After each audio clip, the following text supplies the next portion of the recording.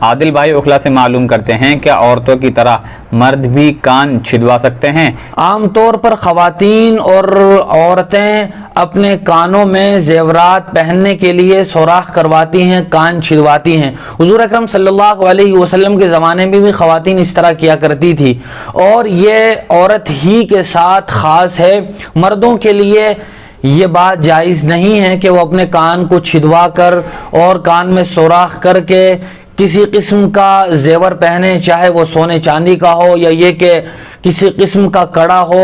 اس طرح کے زیورات پہننا مرد کے لیے جائز نہیں ہے، چونکہ عورتوں کے ساتھ مشابہت ہو جاتی ہے۔ مردوں کو ایسے کاموں سے بچنا چاہیے جن کاموں میں عورتوں سے مشابہت ہوتی ہو، اور عورتوں کو ان کاموں سے، ان چیزوں کے پہننے سے بچنا اور پرہیز کرنا چاہیے جن کی وجہ سے مرد کے ساتھ مشابہت ہوتی ہو۔